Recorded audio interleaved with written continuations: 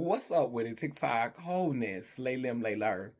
This is Kaneen, and I'm just here to share with you really briefly my thoughts on Kendrick Lamar's halftime show.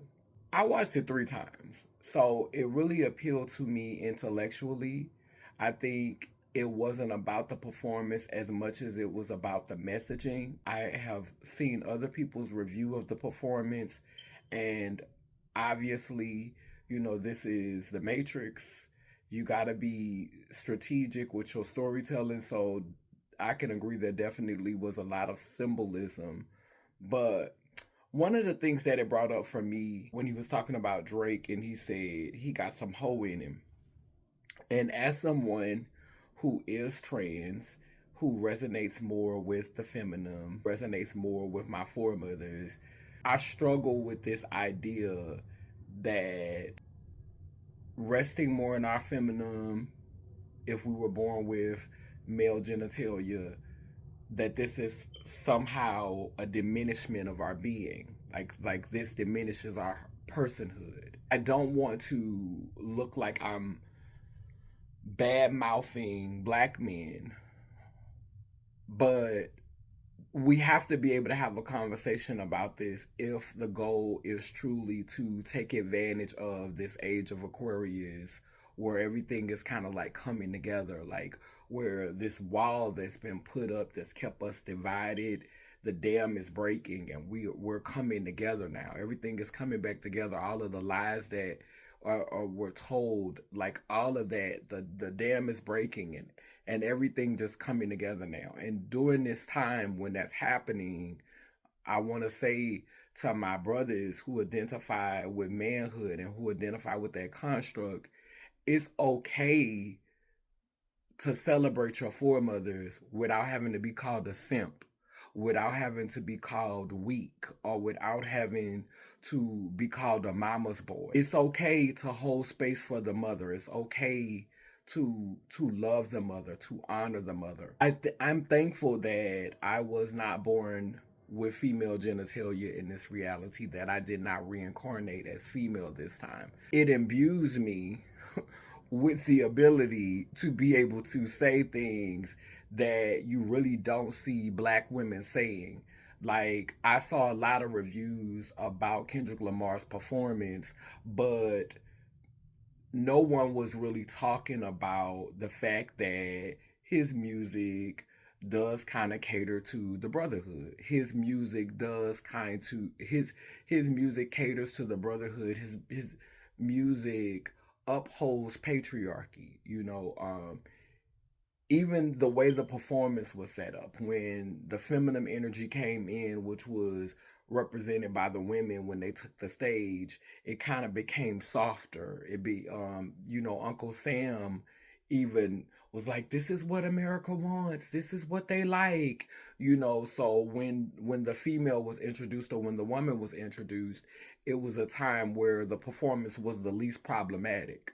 But when they were ready for war, when they were soldiering up, when they were ready for the smoke, it was mostly, centering the men. Understanding that this need to get a pat on your back from your brother, this need to have validation from your brother, and needing that to make you feel secure, it speaks to insecurities.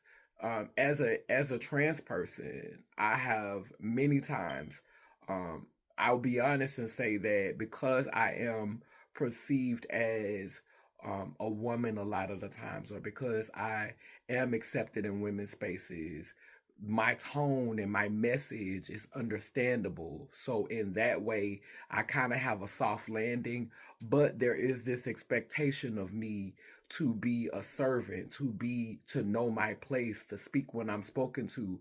And so there is its ups and downs in every path that we take. Just because I read as a woman or I read as female, that doesn't mean that my journey is easier. It just means that this is a journey that I am built for. This is the journey that I'm equipped to handle. Like this journey works for me.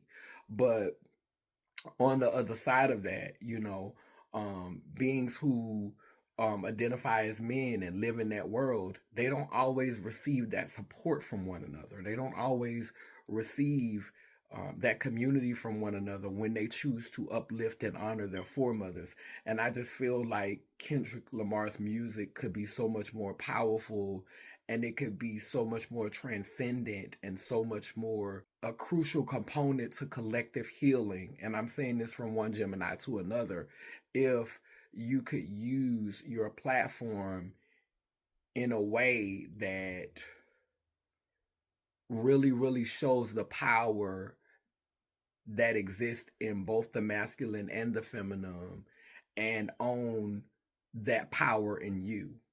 That power doesn't have to look the same way in a Kendrick Lamar. You don't have to change anything about yourself except some of your language. My opinion is that if someone is acting like a coward, say coward. Don't say acting like a hoe. You can rest in your foremother's energy and not be a coward. Resting in my feminine energy does not equate cowardice. It just means that this is who I am. And so I just want to see Kendrick Lamar says that he's the greatest rapper of all time. He prizes himself of being that. And I think that part of the reason why it sticks and a lot of people agree with this ideology, it's because the level of confidence and the level of awareness that truly saturates his lyricism. And I'm not finna hate on it or take away from it. I mean, you can Google me. I've written and performed, a lot of impressive lyrics myself. I mean, I ain't trying to brag. So yeah, I can hold my own lyrically. So I can really appreciate his storytelling lyrically. I think was such a powerful platform, and the way that he has the ability to influence future generations of storytellers.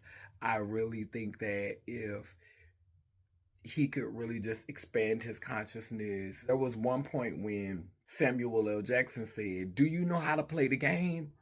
I feel like he does know how to play the game. The place where he won't compromise is he is going to raise melanin rich people to a higher standard. But the subtext, the subliminal message is that the man is going to lead this charge. It's not a side by side thing. It's the men coming through the door first. You kind of saw that in the performance. The first half of the performance was the men. So that's what gets him through the door. That's what put him in the position to be on that stage for the Super Bowl. Is that the brotherhood, the patriarchy? He's gonna give that. He's going to elevate black people, but he's going to elevate men first. He's going to elevate black men first. And if you're a black woman or you're a black feminine being or you're something that does not directly align with black masculinity, you up next. You benefit from being in proximity to black men.